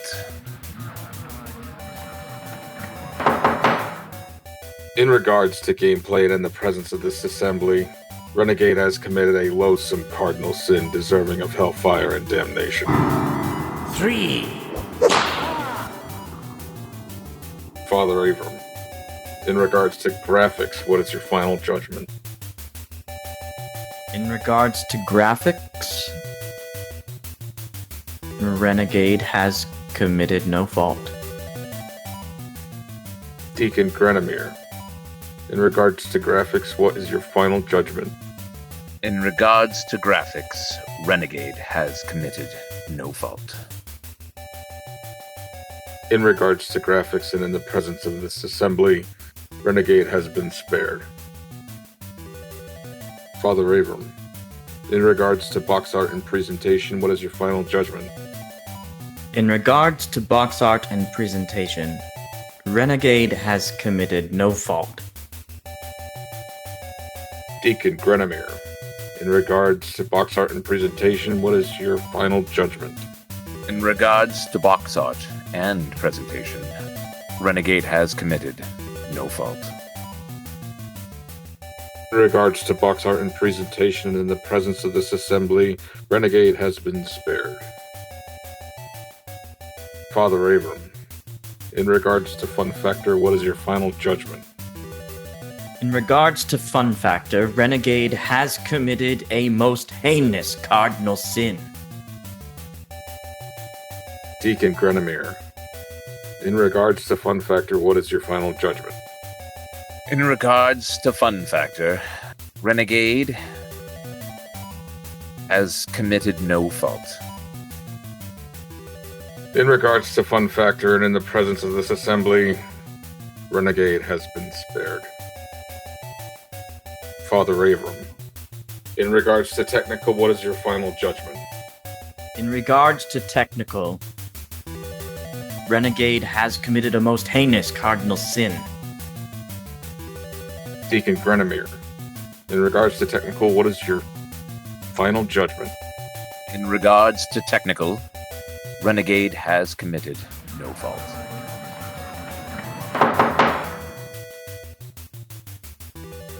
In regards to technical and in the presence of this assembly, Renegade has committed a loathsome cardinal sin deserving of hellfire and damnation. 4. Gentlemen, if you have a talisman, play it now.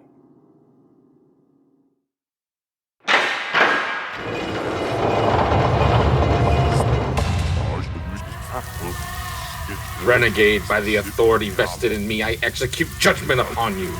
Having committed 4 cardinal sins in the categories of narrative, audio, gameplay, and technical, for which there can be no forgiveness, no mercy, no redemption, we exile you to the bowels of hell.